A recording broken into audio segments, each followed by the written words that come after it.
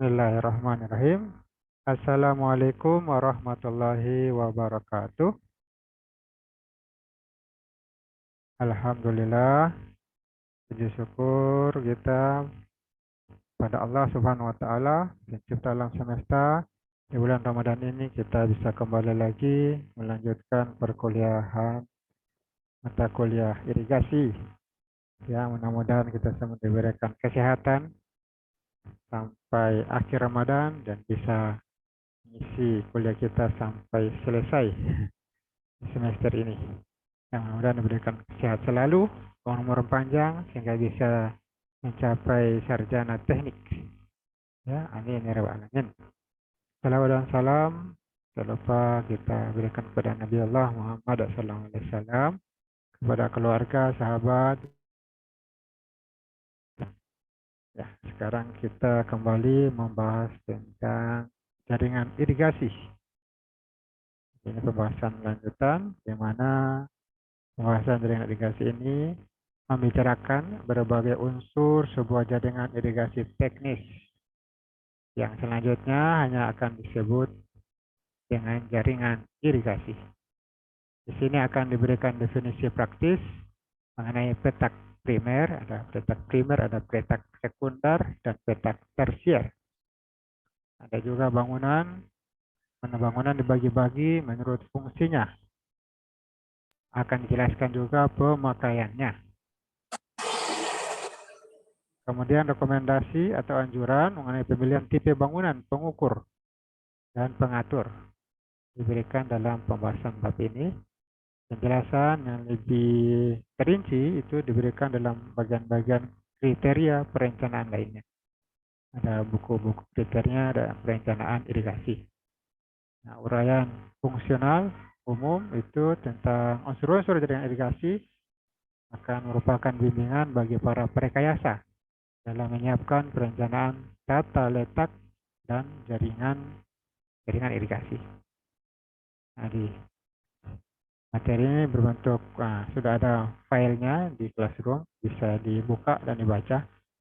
Di mana pembahasannya ada juga, kita mulai dengan peta. Ada peta ikhtisar. Apa itu peta ikhtisar?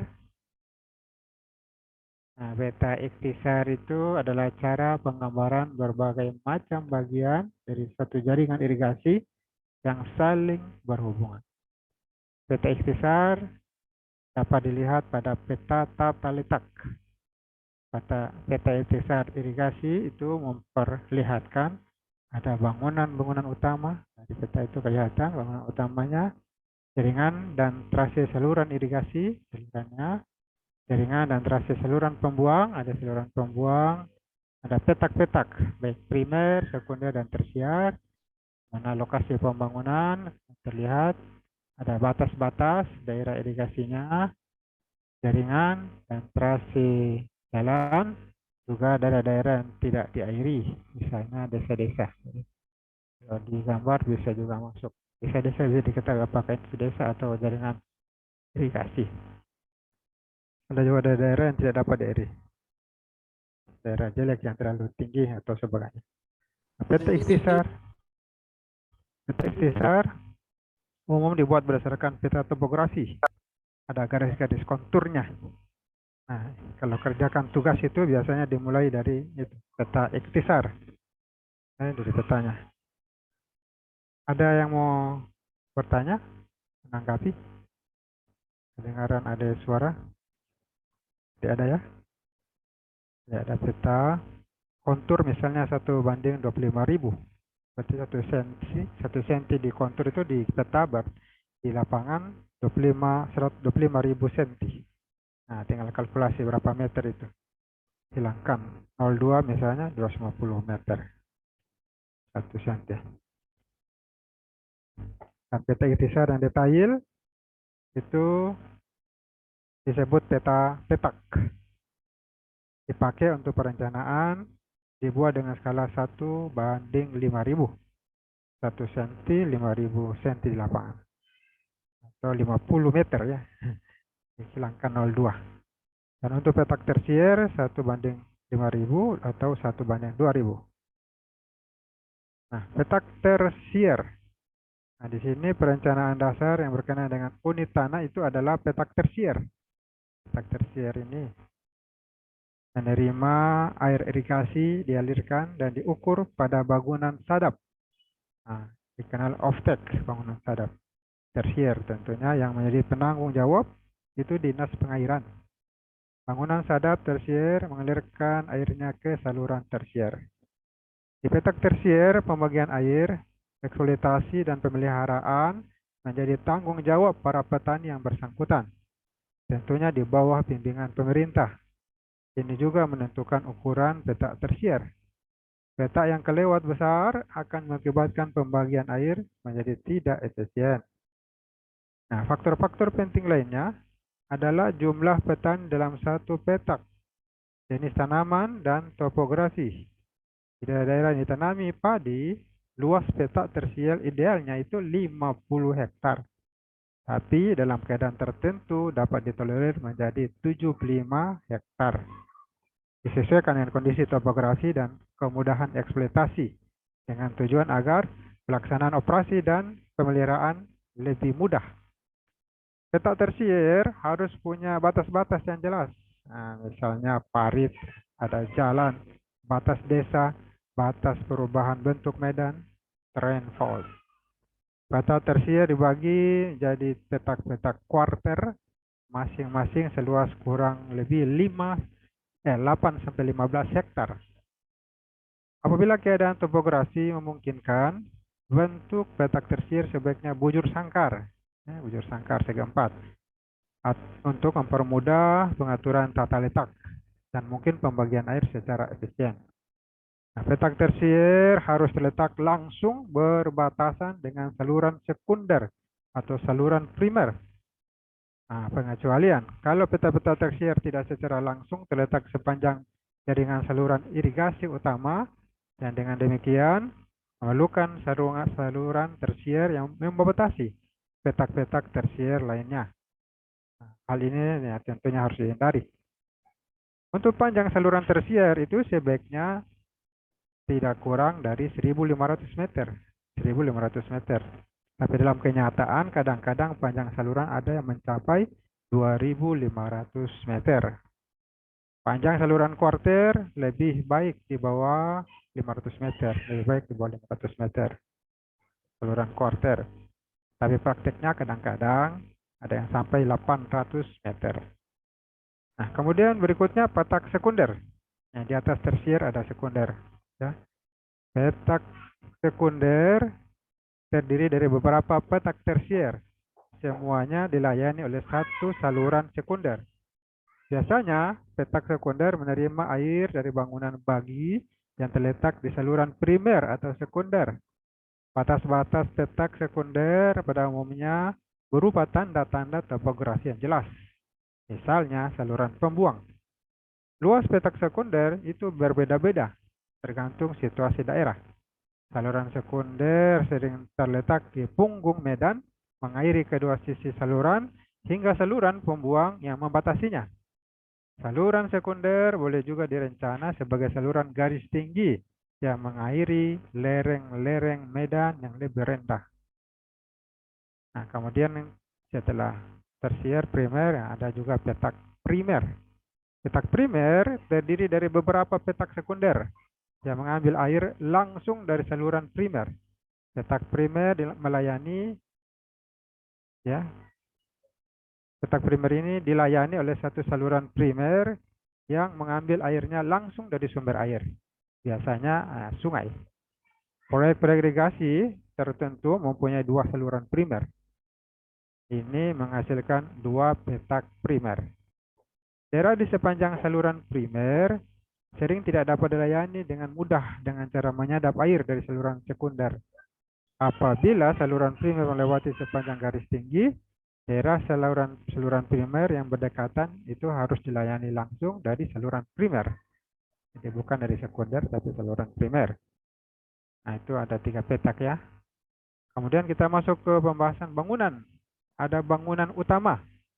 Bangunan utama, headwork, itu dapat didefinisikan sebagai kompleks bangunan yang direncanakan di dan di sepanjang sungai atau aliran air untuk membelokkan air ke dalam jaringan saluran agar dapat dipakai untuk keperluan irigasi. Bangunan utama bisa mengurangi kandungan sedimen yang berlebihan serta mengukur banyaknya air yang masuk. Bangunan utama terdiri dari bendung dengan peredam energi, satu atau dua pengambilan utama, pintu bilas, kolam olak, dan jika diperlukan ada kantong lumpur untuk mengatasi masalah lumpur, tanggul banjir, pekerjaan sungai, dan bangunan-bangunan pelengkap. Nah, bangunan utama dapat diklasifikasikan dalam sejumlah kategori bergantung kepada perencanaannya. Nah, diantaranya bisa dijelaskan, misalnya ada bendung, disebut bendung gerak, ya, dan ada bendung. Bendung, bahasa Inggrisnya weir, atau bendung gerak, barrage, itu dipakai untuk meninggikan muka air di sungai sampai pada ketinggian yang diperlukan, agar air itu dapat dialirkan ke saluran irigasi sampai ke petak tersier. Ketinggian itu akan menentukan luas daerah yang diairi, common area.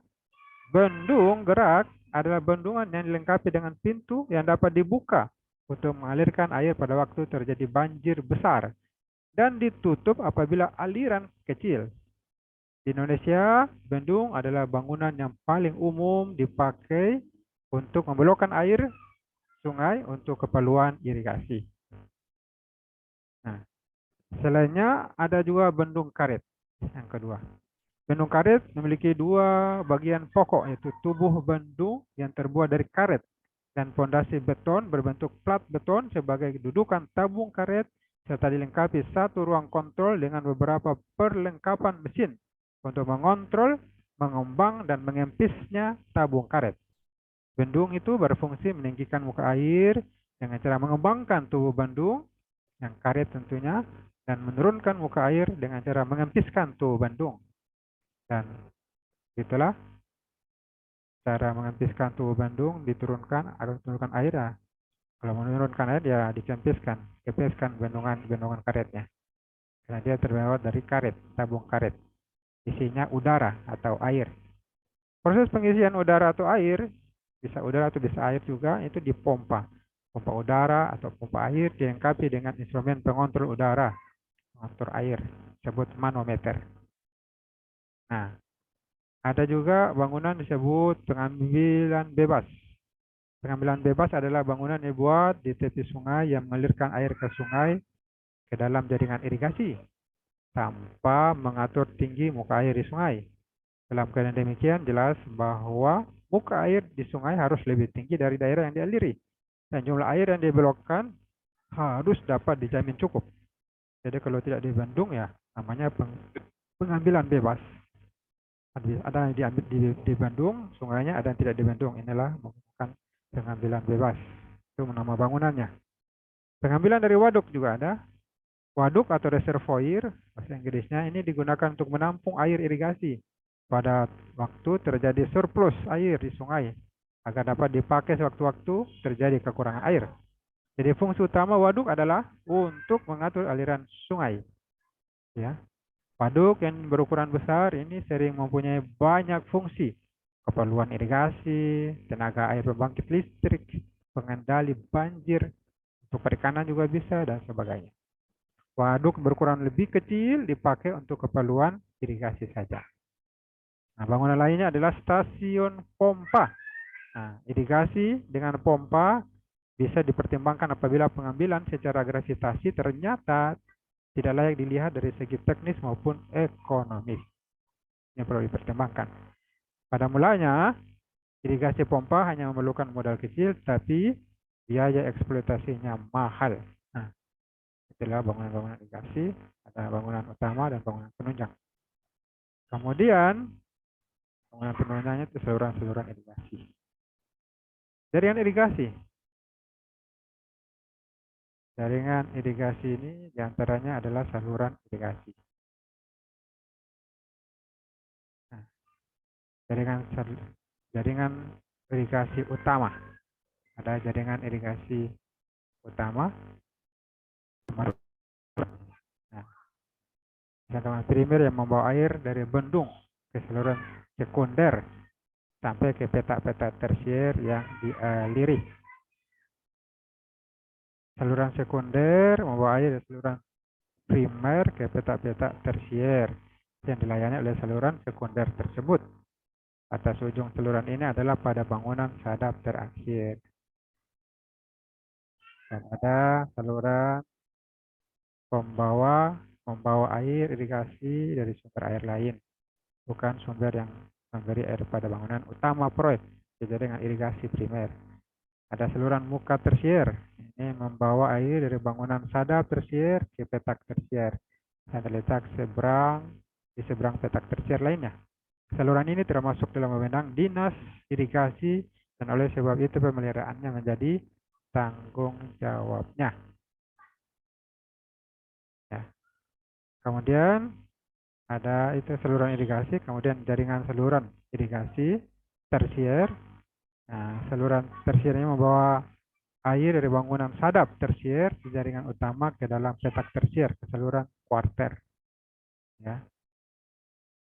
Ada saluran kuarter membawa air dari box kuarter melalui bangunan sadap tersier kepada sawah.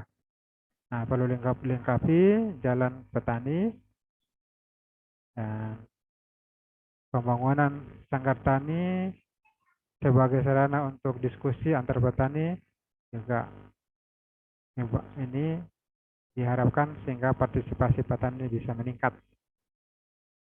Pembangunannya disesuaikan dengan kebutuhan dan kondisi petani setempat. Diwakili oleh P3A atau GP3A setempat, organisasinya petani. Kemudian garis sepadan saluran. Ada garis sepadan. Dalam rangka pengamanan saluran dan bangunan, maka perlu ditetapkan ada garis sepadan saluran dan bangunan irigasi. Yang jauhnya itu ditentukan dalam peraturan perundang-undangan saluran. Ini ada gambar ini di file bisa dibaca. Saluran-saluran primer dan sekunder yang bisa terlihat ini terbaca. Saluran primer ada saluran sekunder. Mengaliri petak-petak. Ada 10.000 hektar, 6.000, ada 4.000, 3.000, 2.000 hektar. Oke. Ini bisa dibaca-baca ya. Ini pembahasannya juga banyak ya. Ada saluran pembuang, nah bisa dibaca-baca nanti. Ya, ada jaringan saluran pembuang tersier dan jaringan saluran pembuang utama. Nah, banyak juga sini bangunan-bangunan. Ada bangunan bagi dan sadap. Nah, tadi sebelumnya bangunan utama ini bangunan penunjang, ada bangunan bagi dan sadap. Jadi bangunan ini dilengkapi dengan pintu dan alat pengukur debit untuk memenuhi kebutuhan air irigasi sesuai jumlah dan pada waktu tertentu. Ada juga bangunan-bangunan pengukur dan pengatur. Jadi aliran akan diukur di hulu atau udik, saluran primer, di cabang saluran jaringan primer, dan di bangunan sadap sekunder maupun tersier. Bangunan ukur dapat dibedakan menjadi bangunan ukur aliran atas bebas, free overflow, dan bangunan ukur aliran bawah, underflow. Ya. Jadi ada alat-alat ukurnya. Kemudian ada bangunan pengatur muka air. Jadi bangunan pengatur muka air ini mengatur atau mengontrol muka air di jaringan irigasi utama sampai batas-batas diperlukan untuk dapat memberikan debit yang konstan tetap kepada bangunan sadap tersier. Nah, kemudian ada bangunan membawa air dari ruas hulu ke ruas hilir saluran. Nah, ada namanya bangunan pembawa dengan aliran super kritis, bangunan pembawa, diantaranya bangunan terjun, ada got miring. Nah, kemudian ada juga bangunan pembawa dengan aliran subkritis. Tadi superkritis itu bangunan terjun, got miring itu superkritis. Ada juga subkritis, bangunan silang, diantara gorong-gorong, jadi menyelangi jalan ya, talang, sifon, nah, jembatan sifon, ada juga flum, juga saluran tertutup dan terowongan. Bangunan lainnya ada bangunan lindung, ya, diperlukan untuk melindungi saluran baik dalam maupun dari luar. Dari dalam maupun dari luar. Dari luar bangunan itu memberikan perlindungan terhadap limpasan air buangan yang berlebihan, dan dari dalam terhadap aliran saluran yang berlebihan akibat kesalahan eksploitasi atau akibat masuknya air dan luar saluran. Nah, bangunan lindung ini diantaranya bangunan pembuang silang, ada pelimpas, spillway, ya, ada bangunan penggelontor sedimen, sedimen excluder, bangunan pengurus, ada wasteway, ada saluran pembuang samping, ada saluran gendong. Kemudian bangunan lainnya adalah jalan dan jembatan.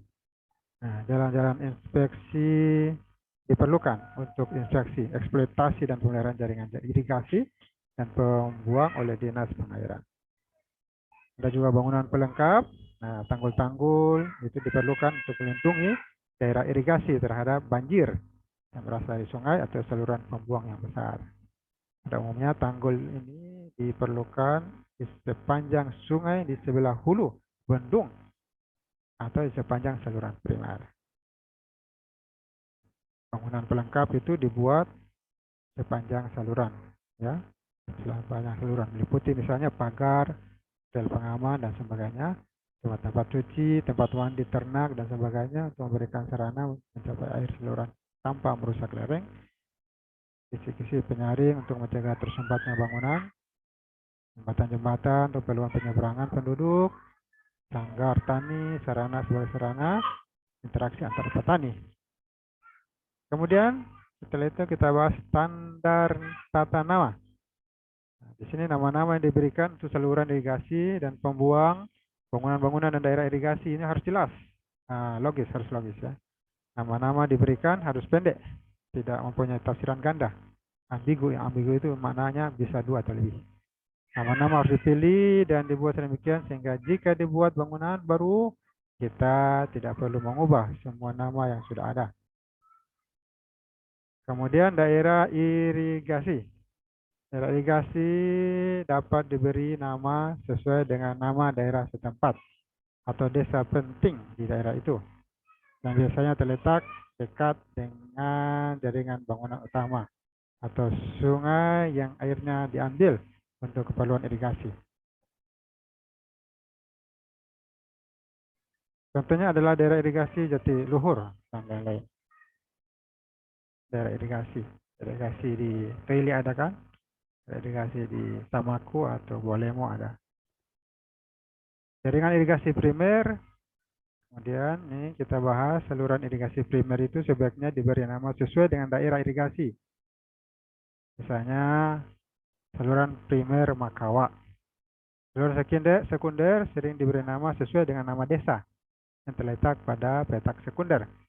Petak sekunder diberi nama sesuai dengan nama saluran sekundernya. Contoh saluran sekunder Sambak misalnya, mengambil nama desa Sambak, terletak di petak sekunder Sambak. Nah, terakhir di sini bisa kita lihat bagaimana gambar-gambar saluran dan juga petak. Ya, sudah ada di sini petak-petaknya berapa hektar ini terlihat.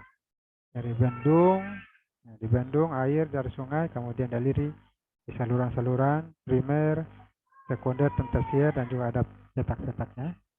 Ada ukuran berapa hektar setiap petak. Dan singkatan-singkatannya sudah juga diberikan. Sistem tata nama dan skema jaringan yang bisa dilihat pada gambar. Ya. Jadi saluran itu dibagi menjadi ruas-ruas yang berkapasitas sama. Ada RS2, RS2 itu adalah ruas saluran sekunder tambak antara bangunan, sadap, BS1 dan BS2. Bangunan pengelak atau bagi adalah bangunan terakhir dari satu ruas. Bangunan diberi nama sesuai dengan ruas hulu, tetapi huruf R, ruas itu huruf R diubah menjadi B, ruasnya menjadi B, bangunan pengelak. Misalnya BS2 adalah bangunan pengelak di ujung ruas RS2. Bangunan yang ada di antara bangunan bagi sadap, gorong-gorong, jembatan, talang bangunan, terjun, sebagainya ini diberi nama sesuai dengan nama ruas di mana bangunan tersebut terletak. Juga mulai dengan huruf B, bangunan. Jadi bangunan diikuti dengan huruf kecil. Nah, dimulai dengan huruf A, B, C. Sebagai contoh, BS2B adalah bangunan kedua pada ruas RS2 di saluran Sambak, terletak antara bangunan-bangunan bagi B1 dan B2. Nah, ini ada aturannya, bisa dibaca di KP07. Ada aturannya, bisa download KP07 standar penggambaran. Dan BI01 bisa juga dibaca 01, B01 bangunan irigasi. Nah, kemudian jaringan tersier, ini pembahasannya, silakan dibaca. Petak tersiernya juga, ada gambarnya. Ada jaringan pembuang, ya. Setiap pembangunan jaringan irigasi itu dilengkapi dengan pembuangan jaringan drainase yang merupakan satu kesatuan dengan jaringan irigasi. Nah, ada tata nama, tata warna, ya, peta jadi bisa diwarnai petanya. Misalnya biru jaringan irigasi, garis penuh untuk jaringan pembawa, merah untuk sungai yang jaringan pembuang garis penuh, coklat untuk jaringan jalan, kalau kuning daerah tidak diairi, hijau pembatasan kabupaten, kecamatan, desa, kampung, merah itu tata nama bangunan, hitam jalan kereta api. Nah, tata nama, penjelasan tata nama. Kemudian mengenai irigasi itu ya sudah ada definisi ya. Ada definisi-definisi tentang irigasi. Misalnya daerah studi, apa daerah studi? Nah, daerah proyek ditambah dengan seluruh daerah aliran sungai. Nah, daerah proyek adalah apa daerah proyek? Daerah di mana pelaksanaan pekerjaan dipertimbangkan dan atau diusulkan, dan daerah tersebut akan mengambil manfaat langsung dari proyek tersebut. Apa itu daerah irigasi total atau bruto? Daerah irigasi neto bersih, tanah yang ditanami padi, tanah di daerah total bisa dikurangi dengan saluran-saluran irigasi, pembuangan primer, sekunder, tersier, quarter, dan seterusnya. Ada juga daerah potensial. Apa itu daerah potensial? Yaitu daerah yang mempunyai kemungkinan baik untuk dikembangkan. Nah, ada juga daerah fungsional, yaitu bagian daerah potensial yang telah memiliki jaringan irigasi yang telah dikembangkan. Ini sudah berfungsi, jadi jaringan daerah fungsional. Nah, demikianlah materi kita pada kesempatan ini, pada perkuliahan ke-7. Ya. Kemudian silakan selanjutnya dikerjakan tugasnya. Tugasnya dikerjakan agar tidak terkumpul nanti di akhir pertemuan susah nanti mengerjakan tugasnya. Jadi selanjutnya silakan klik di samping materi, ada tugas materi jaringan irigasi, maka isi email, nama mahasiswa SMP, kemudian dikerjakan. Kelasnya juga ada, jelaskan tentang data ihtisas, kita dua kali. Ada dua soal yang sama, saya perbaiki, edit, hapus satu, hapus. Sudah. Jelaskan petak ihtisas, jelaskan petak tersier, petak sekunder, petak primer, jelaskan bangunan utama, dan seterusnya. Ada 10 soal, silakan dikerjakan, ya bisa langsung dijawab sini, bisa buat Word atau dikerjakan ditulis tangan, bisa juga di foto atau PDF. Nah, silakan kerjakan mana-mana saja yang dianggap mudah. Nah, ada masukan atau tanggapan ke pertanyaan kuliah kita? Ya, sudah mau mati ini, tinggal beberapa menit. Kita zoom. Kalau tidak, silakan dibantu foto ini terhadir ya.